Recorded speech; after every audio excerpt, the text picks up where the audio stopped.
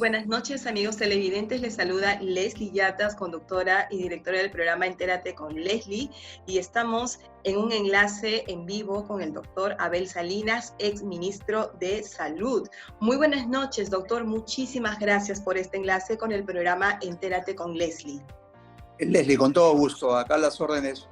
Y ciertamente creo que este es un momento importante en la lucha contra la pandemia, en la que todos los peruanos estamos comprometidos.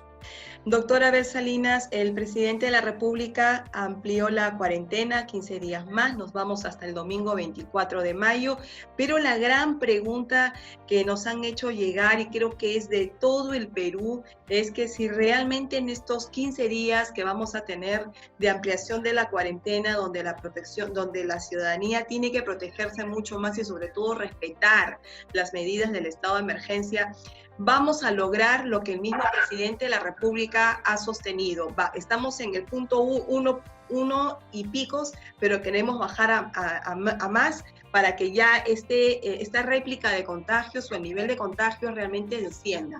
Esta semana también he leído una nota de prensa del doctor Elmer Huertas, por ejemplo. Dice que él ha consultado algunas investigaciones y que estaríamos empezando la semana del descenso de la curva. ¿Qué opinión le merece si realmente esto va a ser así, doctora Abel Salinas? Claro, en realidad no debemos de ninguna manera de perder el optimismo de que las cosas se vayan controlando. Eso es lo que más deseamos. Okay. Sin embargo, todavía no tenemos toda la data suficiente para hacer una aseveración de ese tipo. En realidad, lamentablemente, el promedio de contagios en el Perú pudiera tener tal vez en las siguientes semanas una tendencia a la baja. Sin embargo, lo que más preocupa es que en algunas regiones esto se está incrementando. Y se incrementa y la mortalidad está siendo alta, porque las posibilidades de atender a nuestros pacientes es limitada. En consecuencia, yo creo que no es del todo seguro, en realidad, qué más quisiéramos todos los peruanos, pero en realidad tenemos dificultades para tener datos. Empezando porque las pruebas que mayoritariamente hacemos de laboratorio para la confirmación y tener un denominador son pruebas serológicas. Y no nos olvidemos que las pruebas serológicas lamentablemente, en la primera semana de enfermedad, en la mayoría de casos, en la gran mayoría, son negativas. En consecuencia, cuando nosotros diagnosticamos tardíamente lo que pasó la semana pasada. Y eso nos cambia el escenario. Y si las queremos combinar con pruebas del día moleculares, entonces podemos hacer una confusión. Hay que tener mucho cuidado en el análisis de las cifras. Probablemente si podemos separarlas, podría ser más fácil hacer el pronóstico, pero necesitaríamos muchas más pruebas moleculares para hacer un pronóstico mejor. Por otro lado, por favor. Yo quisiera decirle que el solo aislamiento no es suficiente, por lo tanto. Es decir, podemos pasarnos muchas semanas, pero más allá del impacto también negativo que tiene el aislamiento, la cuarentena, como así la conocemos, más allá del impacto negativo que tiene, tampoco surte el efecto que todos quisiéramos en el control. Y de hecho los resultados no están siendo los que esperábamos. Y es porque tenemos que acompañarlas de otras medidas. Una de esas es, por ejemplo, el tema del muestreo. Necesitamos muestrear mucho más, pero con pruebas moleculares. Además, necesitamos también preparar nuestro primer nivel de atención. Y nuestro primer nivel de atención significa nuestros establecimientos más pequeños y las visitas domiciliarias. No solamente la llamada telefónica, sino la visita presencial de los diferentes domicilios, sobre todo en las zonas donde estamos viendo que si llegamos a tiempo, si identificamos con las pruebas, si podemos registrar, podemos seguir y dar tratamientos precoces a muchos de nuestros ciudadanos que tienen enfermedad leve, con síntomas muy leves, podemos detener el curso de la enfermedad y eso significaría que no necesitarían hospitalización. que es lamentablemente nuestra limitación. Estos días hemos visto cómo lamentablemente los hospitales colapsaban en algunas regiones donde los pacientes podían progresar rápidamente en su gravedad en la enfermedad. Doctor Salinas, estamos hablando de personas que han sido diagnosticadas con COVID, ¿no? Pero que tienen síntomas leves, o también aquellas personas que, por ejemplo, en este cambio, una de las preocupaciones que particularmente yo tengo es que, pues, por ejemplo, estamos en un cambio de clima, doctor Salinas, y la mayoría está sintiendo afección a la garganta, está sintiendo, digamos, algún malestar alergical, porque muchos son alérgicos también. Y en esos casos, ¿qué tenemos que hacer esto? Porque los síntomas son muy parecidos con los que comienza el COVID. Entonces, aquí falta realmente la fuerza de los gobiernos locales para poder sacarle el muestreo a su población distrital. No sé cómo se puede hacer eso, porque hay mucha gente que en estos momentos se puede resfriar por un cambio de clima que no necesariamente va a ser COVID, pero ya es un punto de alerta. ¿Qué se hace en esos casos? Así es. Así es. Yo creo que es clarísimo lo que usted dice, Leslie. En la época de invierno circulan más virus. Ajá. Entre esos, los virus de influenza o virus de resfríos comunes, tipo coronavirus también, pero no de COVID-19 solamente. Entonces sí es cierto que puede haber una confusión. Por eso es que es sumamente importante que todas las personas que tengan algunos síntomas que pudieran ser parecidos al inicio, porque después ya se van diferenciando, que pudieran ser parecidos al inicio, sean similares, sean atendidos oportunamente en su domicilio. Y ojo, lo que yo estoy diciendo no es algo que no se ha hecho anteriormente en el Perú. Cuando hemos luchado contra malaria hace 20, 30 años, así lo hacíamos. Cuando en el 2009 nos tocó enfrentar la pandemia de H1N1, íbamos registrando casa por casa y averiguando cómo iban y dando recomendaciones. Y en este caso inclusive podemos dar medicación. Tenemos experiencia en muchos programas nacionales en el manejo del cólera, en el manejo, por ejemplo, de la infección respiratoria en los niños o la enfermedad diarreica, que era la principal causa de mortalidad en la infancia.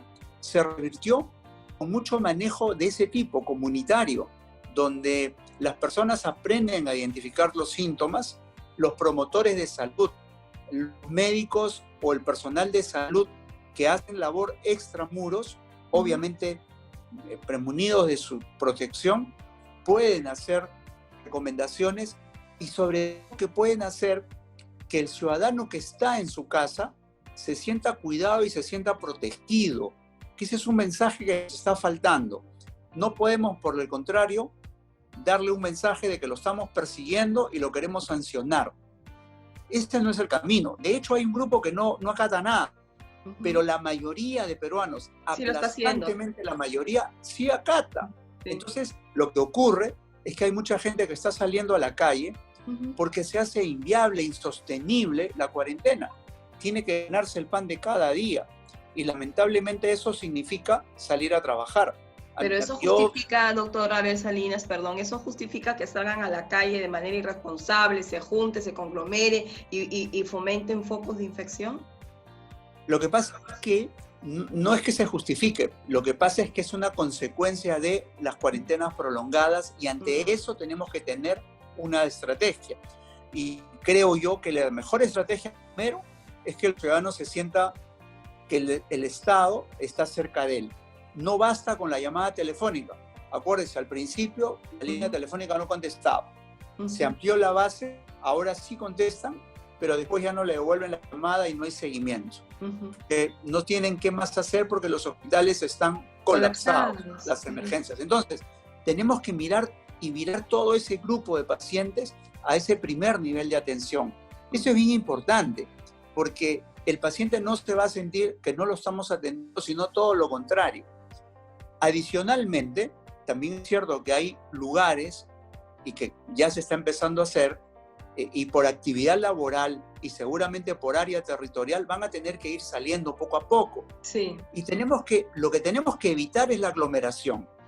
Ejemplos. Hace algunas semanas decíamos que los bancos deberían ampliar sus horas de Sí, atención. por supuesto, usted lo dijo en mi programa. Así es, y ya felizmente se está haciendo. A Sí, partir de esta semana se amplían las horas, lo hasta las dijimos 5 de la aquella vez, tarde. Ujú. así es, dijimos también de farmacias, de Sí, supermercados. sí, sí, sí. Decimos ahora, además, que los mercados, por ejemplo, tienen que fraccionarse. En un mercado, pongo como ejemplo, municipal, Ujú. pueden haber personas que venden pollo, carne, otros que Sí. venden abarrotes, otros que venden verduras, y son varios de varios tipos. Ujú. Bueno, lo que tenemos que hacer es juntar un grupo que venda carne, que venda abarrotes, que venda verduras, y Clasificarlos, colocarlos, así es, y colocarlos, por categorizarlos. ejemplo, Ujú. así es, en una losa deportiva, en el patio de una parroquia, en el patio de un colegio, de manera tal que la gente puede ir a los diferentes sitios, en un solo sitio va a encontrar todo sin necesidad de aglomerarse. Entonces, es importante responder con esas estrategias porque ahí estamos permitiendo que el comerciante, con todas las medidas de seguridad, obviamente ahí podemos controlar, comercialice sus productos, se gane su pan de cada día y las personas que necesitan comer, que necesitan adquirir los productos, lo hagan, pero en una forma ordenada. Si nosotros no hacemos ese tipo no tenemos ese tipo de estrategias, lamentablemente vamos a tener aglomeración.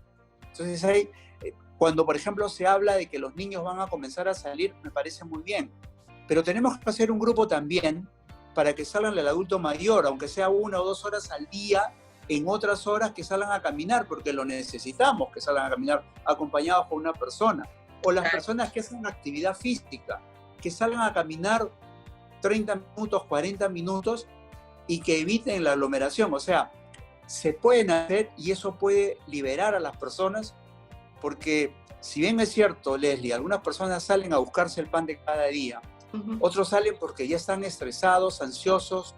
Seguramente si verificamos el consumo de antidepresivos, probablemente, o ansiolíticos, seguramente se ha incrementado. Leí ayer en un diario de economía que las ventas de ciertos productos se han incrementado. Y seguramente este grupo está ahí, porque la gente está saliendo a comprar eso porque están desesperados.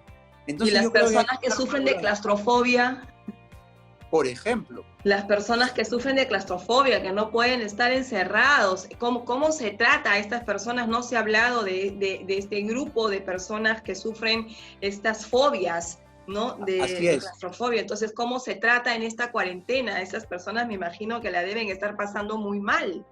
Así es. Yo creo que hay que tener estrategias que traten de preservar la salud mental de las personas. Sí, claro que sí. Leslie, felizmente han ido habiendo rectificaciones, pero acuérdense, no podemos estigmatizar tampoco al que tenga sobrepeso, al que sea obeso, al que tenga diabetes, hipertensión, o como decíamos la semana pasada, ya varió a 65 años, pero decíamos que tenía más de 60, tampoco puede va a tener un riesgo y tiene restricciones para trabajar. Y el empleador podría prescindir de él, porque si le pasa algo, puede tener una multa de varias UITs por haber tenido ese grupo de riesgo laborando. Sí. Entonces, yo quiero decir que el Estado no puede estigmatizar a las personas, que pueden llevarlos a discriminarlos, sí. Y más aún todavía perder el trabajo, porque, caramba, son la fuente en muchos casos de su economía familiar de las personas. Y además el Estado, por el contrario, tiene que garantizar la salud y garantizar el derecho al trabajo. Y en eso los peruanos también tenemos experiencia. Leslie, la ley antitabaco era una forma de preservar la salud de las personas. Sí. Los octógonos, por ejemplo, estas alertas publicitarias, y lo quiero decir con humildad, sin ninguna petulancia, a mí me tocó retomar ese tema cuando estuve al frente del ministerio, y déjeme decirle que me tocó observar, sustentar en el Consejo de Ministros y observar una ley contraria que venía del Congreso en contra de los octógonos, y que dio lugar después, al observar esa ley, que si pudiera hacer el reglamento, en las gestiones que me continuaron pudieron hacer el reglamento. Entonces, y eso va orientado a preservar la salud de las personas. En consecuencia, el Estado debe tener ese rol, no un rol de estigmatizar o discriminar a las personas y hacerlas que puedan perder el trabajo. De hecho, doctor Salinas, que vamos a tener que enfrentar un problema de desempleo casi inminente, porque usted lo ha dicho y esto se está viendo en la práctica. Personas que, por ejemplo, tienen más de 60 años y que tendrían un contrato vigente, por ejemplo, de aquí hasta diciembre, sea en el sector público, sea en el sector privado, ya está dentro del grupo vulnerable, ¿no? Ya está dentro de esta visión de que ellos no pueden ser expuestos, no pueden ir a trabajar porque son grupos vulnerables, tendrán que hacer un trabajo remoto en casa o teletrabajo. Entonces, el empleador lo va a pensar, ¿no? Lo va a pensar muy bien y va a decir, bueno, yo voy a de pronto hasta que termine su contrato para no afectarla en estos momentos o para que no se piense que la quiero expectorar o lo quiero expectorar, laboralmente hablando, hago que termine su contrato y ahí nomás queda. Y no le renuevo. No le renuevo, no me busco problemas, no me multan, porque en fin y al cabo nadie puede decirme que fue un despido injustificado porque terminó su contrato. Y como es un acuerdo entre partes, entonces si yo no te renuevo no tienes por qué denunciarme. Simplemente terminó tu contrato, pero en el fondo me estoy justificando o me estoy tratando de salir de un problema, ¿no? Entre comillas, salir de un problema y decir, oiga, usted pertenece a un grupo vulnerable, no lo puedo seguir teniendo en la empresa, porque de repente me va a significar que tenga mayores gastos, no solamente en su trabajo remunerativo, sino que tengo que emplear otras medidas para protegerlo a usted. Eso va a suceder, doctor Salinas, eso va a suceder. Ese es el riesgo. Por eso es que hay que darle una mirada.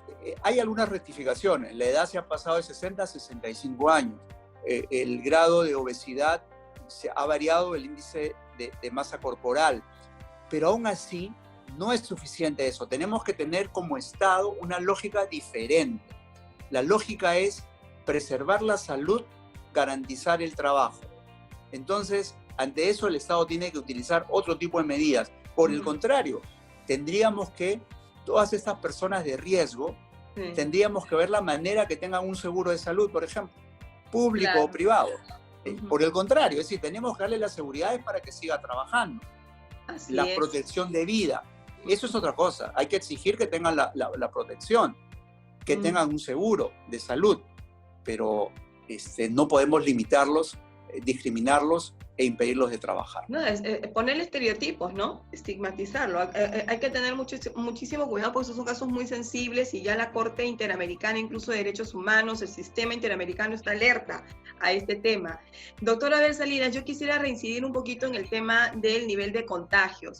Es decir, en estos 15 días, acompañado de medidas que usted bien nos ha detallado en este programa, ¿qué nos espera en estos 15 días? ¿Realmente vamos a bajar la curva del nivel de contagio? O sea, si bajamos la curva hasta el 24 de mayo, o sea, si bajamos a 1 o a 0 punto no sé cuánto, usted me explicará si es que estoy hablando en términos correctos, ¿qué significa eso?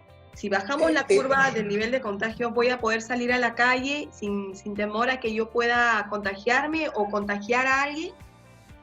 Sí, ese R que todos queremos bajar por debajo de 1, un RT, hay varias denominaciones, lo que significa es un índice de contagios, de cuántas personas puede contagiar un individuo infectado en un periodo de tiempo. Okay. Y es un resultado matemático. En realidad, cuanto más alto esté de 1, o 2, o 3, quiere decir que la pandemia va a continuar. Cuando estamos por debajo de 1, podemos decir que va a empezar a disminuir. Eso es una cifra, un cálculo epidemiológico absolutamente certero. Lo que pasa es que para calcular eso tenemos ciertas variables que pudieran sesgar la opinión. Sin embargo, evidentemente a eso apuntamos. Ojalá que eso ocurra. A mí, la verdad, me preocupa mucho algunas regiones del país, algunos distritos en particular y algunos distritos o regiones en particular donde no se logra este control. Es decir, ahorita, de acuerdo a lo que dice el presidente, es que ahorita estamos en la posición de que uno contagia a uno y no ese individuo pueda contagiar a tres y a su vez a tres más. Es decir, eso lo hemos bajado, ¿no? Eso dice que Lo lo hemos hemos bajado. lo hemos bajado, pero todavía no estamos por debajo de 1.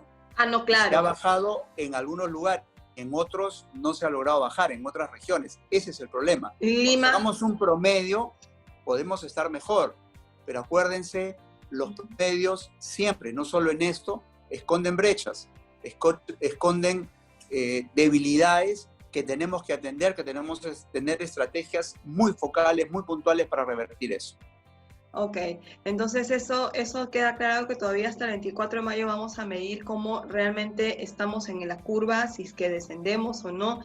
En todo caso, se prevé más en Lima que pueda descender, o esto es a nivel nacional, todo se requiere que realmente a nivel nacional las regiones y todo estén en estas condiciones óptimas, pero Lambayeque, Loreto, Piura, Tumbes, viendo el Sí, comportamiento también de la ciudadanía y viendo también la carencia de herramientas que tienen los profesionales de salud, ¿no? desde luego, Lambayeque, Loreto, Ucayali, inclusive en algunos casos tienen también mortalidades, que es otro análisis que hay que hacer.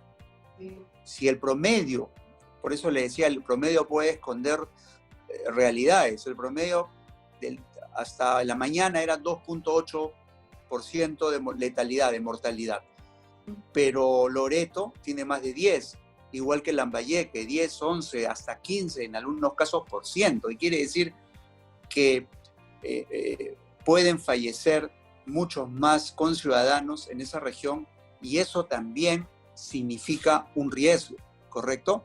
Uh-huh. Ok, doctor Salinas, entonces, finalmente, para concluir la entrevista, para todas las personas que en estos momentos quiero satisfacer lo que nos dicen en los WhatsApps, me dice, si estás en contacto con un médico o un exministro, me dijo, pregúntele. Lo que le dije al inicio, ¿no? de la entrevista. Las personas en estos momentos están como un cambio de clima. Si tienen algunas afecciones, por ejemplo, sienten un dolor de garganta o les pica la nariz, cuando ya comienza la alergia, porque la alergia no da fiebre, pero sí empieza a picar la nariz, ¿no? Y comienza a sentirse de repente un poco irritada en la garganta. ¿Qué hay que hacer en esos casos, doctor? Sí, yo creo que primero, ante síntomas respiratorios, la sospecha es inminente. Al principio puede haber solo un poco de moco, puede haber un poco de dolor de garganta. Lo que estamos viendo, por ejemplo, en COVID-19 es que se pierde un poquito el olfato y el gusto, el sabor, que eso puede ser. El dolor de garganta es mucho más intenso y puede aparecer dificultad para respirar.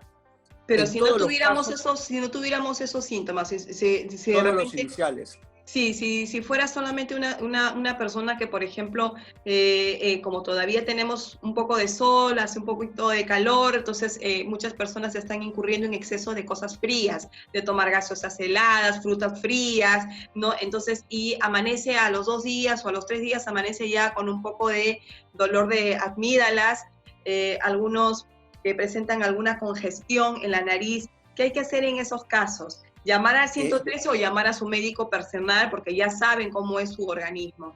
Claro, yo creo que ahí, primero, guardar el reposo, no salir, claro, no ir a una emergencia, tomar bastante líquido, y si tienen un médico conocido, que conoce su enfermedad, obviamente sería el mejor contacto, y si no, y no hay signos de alarma, es mejor quedarse en casa, considerando que podría haber sido COVID-19 y por lo tanto quedarse en casa, tomar líquido, aislar, y si hay personas de riesgo en la casa, aislarlos totalmente, no tener contacto con ellos, por lo menos hasta que pasen estos síntomas.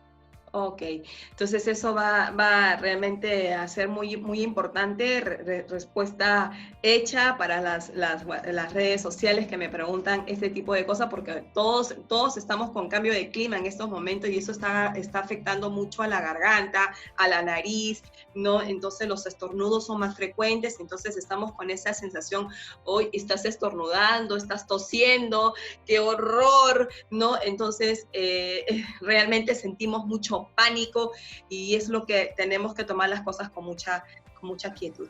Muchísimas gracias, doctora Abel Salinas, por este enlace con el programa Entérate con Leslie. Realmente ha sido un honor, un placer conversar con usted y clarificar todo este tema para estar más seguros de lo que nos espera en estos 15 días. Claro que sí, con todo gusto, un placer estar contigo, Leslie, y un saludo solidario a todos los peruanos y a aquellos que lamentablemente pasan por la angustia de la enfermedad o haber perdido un familiar. Muchísimas gracias, doctora Abel Salinas. Nosotros regresamos con el segundo bloque del programa Entérate con Leslie. Muy buenas noches.